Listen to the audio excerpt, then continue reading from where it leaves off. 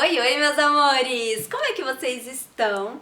Eu espero que vocês estejam muito bem. No Zoom eu vou querer saber o que vocês fizeram no final de semana, hein? Hoje é segunda-feira e nós teremos aula de História. Antes de nós começarmos a aula de hoje, nós vamos revisar algumas coisas que nós aprendemos na aula passada. Na aula passada, nós vimos que muitos africanos foram trazidos da África para o Brasil. Eles eram trazidos em navios negreiros. E aqui no Brasil, eles foram escravizados por quase 400 anos. Então eles foram obrigados a trabalhar sem receber nada pelo seu trabalho durante quase 4 séculos. Nós também vimos na aula passada que alguns escravos não concordavam com essa forma de trabalho, então eles se rebelavam contra a escravidão e fugiam. Eles se escondiam em lugares muito distantes e formavam comunidades chamadas de quilombos,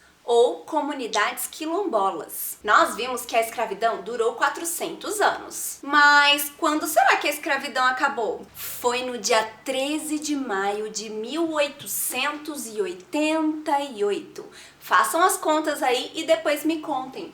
Quantos anos faz que a escravidão acabou? Os negros foram libertos através da Lei Áurea. A Lei Áurea foi assinada por uma princesa chamada Princesa Isabel. Ela assinou a Lei Áurea em nome do imperador Dom Pedro II. E nesta lei foi decretada a extinção da escravidão. Esse aqui é um recorte de um jornal que teve como manchete a assinatura da Lei Áurea pela Princesa Isabel em 13 de maio de 1888. Mas e aí? A Lei Áurea foi assinada, os pretos foram libertos e o que aconteceu com os quilombos? Vocês ficaram curiosos para saber? Então pega o seu livro de história e leia o texto da página 26. Depois você volte para o vídeo para a prof explicar tudinho para vocês. Vai fazer a leitura da página 26. O título do texto é As Comunidades Quilombolas. Faça a leitura, preste bastante atenção. Aqui no final da página tem essa imagem. Quilombola selecionando feijões no Quilombo do Cangume. Itaoca, São Paulo, 2017.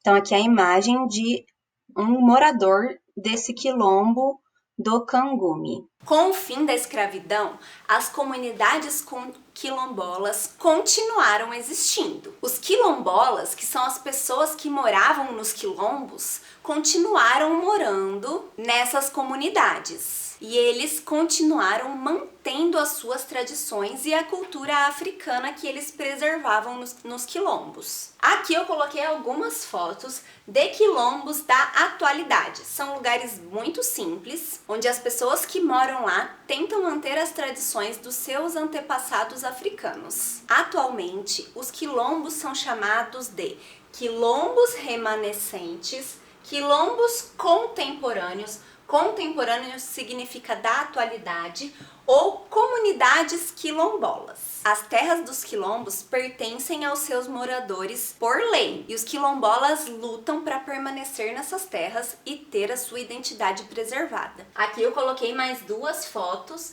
de comunidades quilombolas. Nós vimos que o Quilombo dos Palmares, que foi um dos maiores quilombos do Brasil, foi destruído. Hoje em dia, ele não é uma comunidade quilombola, ele é um parque memorial ao Quilombo dos Palmares. Ou seja, ninguém mora lá. Mas, atualmente, onde será que estão os quilombos que ainda existem? É isso que nós vamos saber. Existem quilombos por vários lugares do Brasil.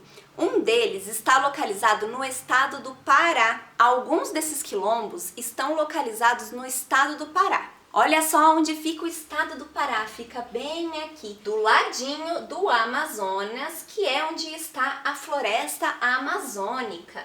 Então, essas comunidades quilombolas estão integradas com a floresta amazônica e eles procuram manter as tradições dos seus antepassados africanos, colhendo castanhas, pescando, caçando. Eles também tentam manter as tradições através das músicas, das danças e dos pratos típicos, das comidas que eles preparam. Coloquei aqui algumas fotos para vocês verem de famílias quilombolas. Ó, essa é uma família quilombola.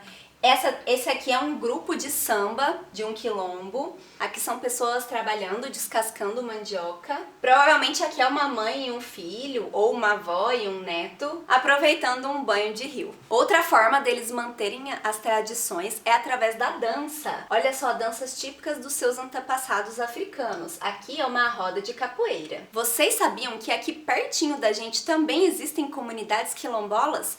Isso mesmo, no estado de São Paulo e em um pouco do estado do Paraná existe um lugar chamado Vale do Ribeira. Nesse lugar existem algumas comunidades quilombolas, dentre elas existe a comunidade quilombola Cangume. Nessa comunidade eles cultivam cana-de-açúcar, cultivam milho, feijão, mandioca, criam animais e abelhas e também fazem artesanatos. Aqui é uma mulher fazendo tapioca e aqui esse homem provavelmente está cuidando de algum cultivo da terra. Olha só, aqui é o Paraná, o estado onde a gente mora, e aqui em cima está São Paulo. O Vale do Ribeira pega mais ou menos essa região aqui, olha. O círculo que a prof fez está um pouco maior que o Vale do Ribeira para vocês conseguirem enxergar, mas ele está mais ou menos localizado nessa região.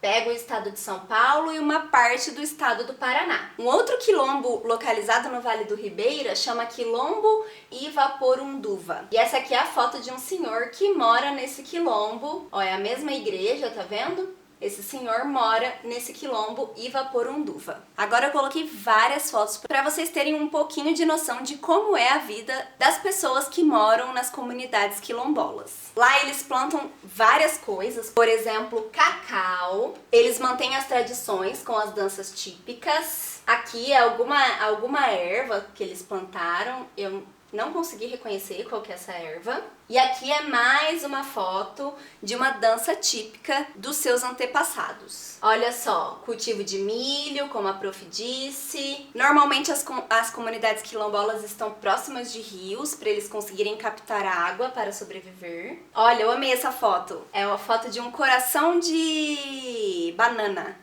Já viram coração de bananeira? Embaixo do cacho de banana sai isso daqui. Algumas pessoas comem, fazem xarope com esse coração aqui. Olha só, mais um grupo musical da cultura afro-brasileira. E aqui eu coloquei algumas fotos de comidas típicas dos quilombos. Eu confesso que a única que eu já comi foi o acarajé, mas tem vários outros tipos de comidas. Eu achei essa bem interessante, que é servida na casca do coco. Ó, jaca verde defumada. Eu fiquei com vontade de comer isso, gente. Arroz com pupunha. Deve ser bem bom. É isso por hoje, meus amores. Agora pegue o seu livro, abra na página 27 para nós lermos as atividades juntos. Na página 27 tem apenas uma atividade e um bumerangue. Número 1. Leia o texto sobre as comunidades quilombolas no município de Oriximiná, no estado do Pará. Depois, responda as questões. Para garantir a alimentação e a geração de renda, os quilombolas dependem muito de suas florestas, onde caçam e coletam uma infinidade de produtos, como a castanha, o açaí, a bacaba, o cipó-titica, a palha e o breu. Os produtos extraídos de seus territórios são utilizados não só como alimento, mas também na confecção de suas casas, na produção de utensílios e ainda para fins terapêuticos. Sua alimentação básica são o peixe e a farinha de mandioca. A caça e as frutas da floresta complementam sua dieta alimentar. Os alimentos adquiridos na cidade são, basicamente, açúcar, café, macarrão, arroz, feijão, sal, óleo e biscoitos. Cada família possui seu roçado, onde planta principalmente a mandioca, o milho e a banana.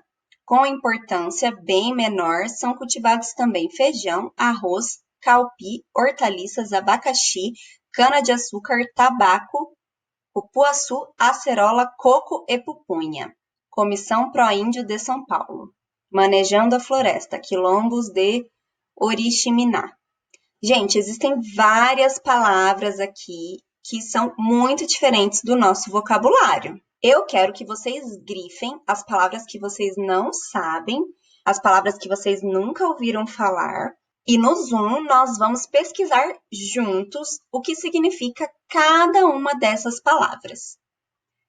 Basicamente, aqui, o que você precisa entender desse texto é que os recursos naturais são muito importantes para os quilombolas.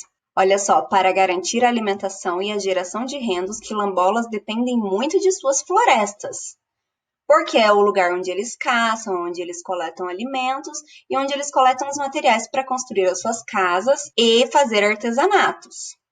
Por mais que você não saiba, por exemplo, o que significa breu ou alguma outra palavra daqui, isso não vai prejudicar a compreensão do texto num todo, tá bom?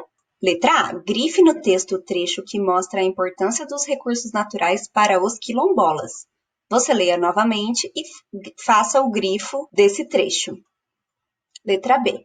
Os recursos naturais são tão importantes na atualidade como eram para aqueles que criaram os quilombos no passado? Por quê? Então, esses recursos naturais que as pessoas da atualidade usam para sobreviver, eles também eram importantes para aquelas pessoas que fundaram os quilombos? Por que você acha isso? Bumerangue. Volte à imagem de abertura que mostra crianças brincando no quilombo da Barra, em Rio das Contas. Pesquise em livros, jornais e sites sobre as comunidades quilombolas de seu município.